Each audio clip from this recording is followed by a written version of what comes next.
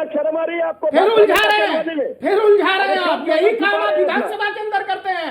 ये जो आपने चोला ओढ़ रखा है ना, यही चोला आपका खुल जाता है बार बार। देखिए अभी राष्ट्रीय चैनल पे जब बात हो रही है, जब आपसे एंकर साहब बार बार पूछ रहे हैं राजेश जी कि आप अपनी बात रखिए, तब आप बार बार मुझ पर हमला कर रहे हैं। अरे इसके अलावा भी समाजवादी पार्टी के पास कोई कार्य है? बिल्कुल कपीश जी, देखिए जो वक्त हम सत्र में हमने देखा, जो वक्त रहा हुआ, हम नहीं चाहते इस चर्चा का हो, प्लीज सार्थक बहस हो। मैं चाहता हूं जो तनातनी सदन में हुई वो यहां ना हो, एक सार्थक चर्चा हो कपिल श्रीवास्तव, और इसको हम आगे बढ़ाएंगे इस बात को। लेकिन आप देखिए प्लीज, कोई भी, आप सब सम्माननीय है हमारे लिए। इस तरह से जब कोई भी व्यक्तिगत होता है तो हमें भी दुख होता है। आप सब सम्माननीय, अगर एक दूसरे का आप सम्मान नहीं करेंगे तो फिर आप समझ सकते हैं लोग आपको देख रहे हैं, आपको सुन रहे हैं। उमराव जी, सत्र के वक्त को लेकर तो सवाल उठे ही, लेकिन सत्र में हासिल क्या हुआ? 4 दिन वो भी हंगामे की भेंट चढ़ गया। देखिए, समाजवादी पार्टी में हताशा और निराशा, लगातार हार के बाद ये लोग हताश हैं, इसलिए इस तरीके का व्यवहार कर रहे हैं, चाहे विधानसभा के अंदर हो या टीवी डिबेट के अंदर हो। ना ही एक कंस्ट्रक्टिव विपक्ष की भूमिका निभा पा रहे हैं, ना ही कंस्ट्रक्टिव प्रवक्ता की भूमिका निभा पा रहे हैं, इसलिए इनका व्यवहार हर तरीके इसी प्रकार दिखता है। और 2022 के चुनाव के पहले हमने देखा था कि ये लोग, इनको लगने लगा कि हम लोग जीत जाएंगे। किस तरीके से इनके नेताओं द्वारा, विधायक प्रत्याशी द्वारा गुंडागर्दी की जाने लगी थी, उसी का परिणाम हुआ कि जनता समझ गई। जो जनता अगर कुछ इनको वोट भी देना चाह रही थी अखिलेश जी को, वो डर गई कि अगर ये सत्ता में आएंगे इसी प्रकार गुंडागर्दी करेंगे। तो समाजवादी पार्टी का जो रवैया रहता है, जिनके कुकर्म है, इनके पीछे नहीं छोड़ पाएंगे, क्योंकि ये लोग अभी भी सीखने के लिए तैयार है नहीं। ये लोग सोच रहे हैं कि अभी वही 12 से 17 का समय चल रहा है, हम जो चाहे करेंगे, गुंडागर्दी करेंगे, हमारी सरकार बनेगी तो अनुसूचित लोगों के बस्तियां जला देंगे। अब वो समय चला गया है, अब योगी जी का शासन है और ये इस तरह की चीजें नहीं हो पाएंगी।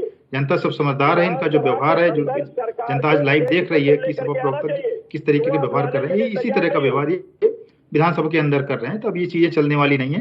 ये चाहे जितना भी किसी के ऊपर आरोप लगाते रहें, तो सब लोग समझ रहे हैं कि इनके दिल में क्या बना हुआ है।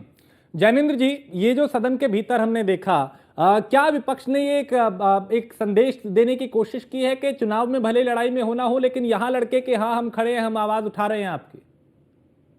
देखिए, विपक्ष ने पूरा समय बर्बाद किया। मैं आपको कुछ उदाहरण दे देता हूँ। आज अगर आपने देखा होगा, पूरा जो सत्र चला उसमें माननीय अखिलेश जी गए थे आधे से ज्यादा दिन। कल किसानों के मुद्दे पे सवाल पूछा, एक अनुपूरक सवाल पूछा गया मनोज पांडे जी की तरफ से, और मनोज पांडे जी उसके बाद से गायब हो गए। उत्तर सुनने को वो वहां थे ही नहीं, मनोज पांडे जी। आप इसी से अंदाजा लगा सकते हैं कि जितने अनुपूरक प्रश्न उन्होंने शामिल किए सुबह 10 बजे तक, उसमें से आधे से ज्यादा लोग तो गायब थे। आज कल भी उसमें से लगभग 30% लोग गायब थे, सवाल ही नहीं पूछे इन लोगों ने। आप इसी से अंदाजा लगा सकते हैं कि ये लोग केवल जनता को भ्रम की स्थिति में लाने के लिए रोज रोज नए तमाशे कहते हैं कि 3 महीने की व्यवस्था करो, 4 महीने चलाओ सत्र को, 5 महीने चलाओ, पूरे साल चलाओ। इनका सत्र चलाने में कोई वो नहीं है। इनको पता है कि सत्र चलाने के ऊपर जनता का पैसा खर्च होता है, उस पैसे को ये बर्बाद करना चाहते हैं, क्योंकि इनका वहां कोई मतलब नहीं था। अगर इनको कोई उपयुक्त चर्चा करनी थी तो उसके ऊपर चर्चा करते, उसका जो भी सवाल पूछे गए सत्ता पक्ष ने उसका जवाब दिया। नेता प्रतिपक्ष जीएसडीपी के कोई आंकड़े के साथ सरकार ने श्वेत पत्र जारी करने का काम नहीं किया। कपिल भाई, मैं बता देता हूँ, वहां नहीं जा रहे हैं। आपके टाइम में जीएसडीपी जो थी 13.5 लाख की थी, आज की डेट में 26.5 लाख की है। मैं बहुत स्पष्ट रूप से आपसे कह रहा हूं, मुझे आप बताओ कि बेरोजगारी के क्या आंकड़े हैं। आपके समय में जो प्रतिनियुक्ति आई थी 45,000, क्यों नहीं बताती है? आपके समय में जो बजट का औसत 5 सालों का 2,70,000 था, आज 7,18,000 हो गया, 6,90,000 करोड़ का फरवरी वाला बजट, और भारतीय जनता पार्टी ने आपको मंत्री वाला बताया, जिस वजह से आप गए थे। और आपके तो नेता कह रहे थे कि आप मंत्री बन जाएंगे, दीपावली पहले बन जाएंगे, नवरात्र के पहले मंत्री बन जाएंगे। गुंडई के लोगों के जमीनें लूटने के,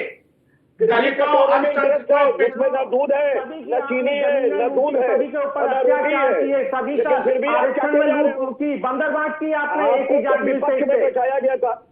आपको प्रदेश की जनता ने विपक्ष में बैठाया था। अरे आपकी आवाज ही नहीं आ रही है, आप मुझे बताइए ना। ठीक है, मुझे बस इतना जवाब दे दीजिए, 5 साल के अंदर आपका बजट क्या था, प्रति व्यक्ति आय क्या थी, आपने किसानों को आप 2022 में जब हमारे साथ चुनाव लड़ने आए थे, मुझे इतना बताइए सारे तथ्य तो आपने प्रस्तुत किए थे बजट के अंदर।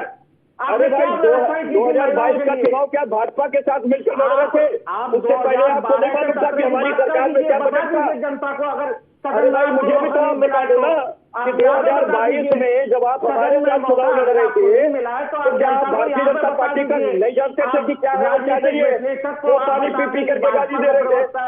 आप भाजपा को पानी पी पी के गाली क्यों दे रहे थे? अरे अभी भी मंत्री पद नहीं मिला है। इतने कटोरे बिना दूध के आप खा रहे दिखाएगी 2014 में भारतीय जनता पार्टी ने आपको आपकी औकात दिखा दी है, बावजूद उसके आपको समझ में नहीं आ रहा। 22 में दिखाया। आप विपक्ष से चुनाव लड़ करके गए हो और विपक्ष का जो प्रश्न खड़ा करना था आप अपने मंत्री पद के लालच में वहां चले गए। नहीं आप मुझे बस और वो सारा नैतिक जिम्मेदारी हम लोग निभा रहे हैं। ओम प्रकाश राजभर जी एक विधायक के साथ मंत्री बनने की तैयारी में लगे हुए हैं।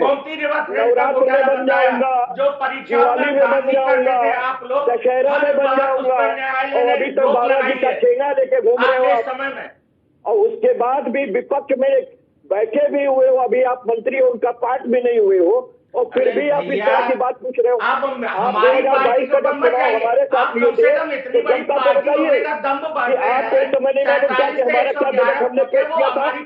एक काम भारतीय जनता पार्टी गिना दे जिसने लखनऊ के अंदर ऐसा काम किया हो। माननीय ओम प्रकाश राजभर और सोहेल देव भारतीय समाजवादी पार्टी की वजह से पहुंचे। भारतीय जनता आप इस पार्टी चीज का को याद रखिएगा, 36 नहीं तो लाख 47 से 60 पे आ था। जाते हैं आप लोग। हमें आप बताओ एक 36 लाख करोड़ चीज नहीं बता पाए कि आपने अपने शासनकाल में महिलाओं के लिए क्या किया, युवाओं के लिए क्या किया, किसानों के लिए क्या किया, ग्रामीणों के लिए क्या किया, शहरी लोगों के लिए क्या किया। कोई एक चीज तो बता दीजिए हमने ये किया सिवाय घोटालों के, जमीन हड़पने के। महाभारत के युद्ध में आप शिकंजी की भूमिका में हो, आप कुछ ना आप पक्ष में हो ना आप विपक्ष में हो। नहीं आप एक चीज आप हो क्या ये बताओ पहले। अच्छा कार्य किया 2022 में आप विपक्ष से चुनाव जीत करके आते हैं अच्छा कार्य किया और बिना मंत्री पद लिए तलवे घूम रहे तीसरे तलवे भारतीय जनता पार्टी के। कपिश श्रीवास्तव, कपिश जी, कपिश जी देखिए, कपिश श्रीवास्तव, ये अब पिछले कुछ वर्षों में ये एक परिपाटी बन गई है कि जब सत्र शुरू होता है या उसका समापन होता है तो अखिलेश यादव और योगी आदित्यनाथ आमने सामने होते हैं। एक तीखापन हमें दिखाई देता है, एक तीखी बहस दिखाई देती है। क्या मुद्दों पे सार्थक चर्चा नहीं हो सकती? क्या वो सवाल सार्थक तरीके से नहीं उठाए जा सकते? क्या हम इसकी उम्मीद नहीं कर सकते? नए नियम हुए, नई नियमावली लागू हुई, लेकिन हंगामा वही पुराना। मैं तो आपको बार बार एक बात कह रहा हूं, नियमावली बना देने से क्या एक्ट में परिवर्तन हो जाएगा? और मैं बार बार आपको कह रहा हूं, क्या जो सुषमा स्वराज और जेटली साहब और इनके राजनाथ सिंह जी कहा करते थे वो सब बदल जाएगा? क्या संसद के अंदर हम प्रश्न ना पूछें कि वैवाहिक आने के लिए विपक्ष बैठा है? और वो भी तथ्यात्मक रूप से। मैं एक बात कह रहा हूं, अगर बेरोजगारी में आपने वाकई सरकार के अंदर रोजगार दिए हैं, नौकरियां दी हैं, तो आप एक श्वेत पत्र क्यों नहीं जारी कर रहे हो पिछले 7 वर्ष का? जारी कर दो।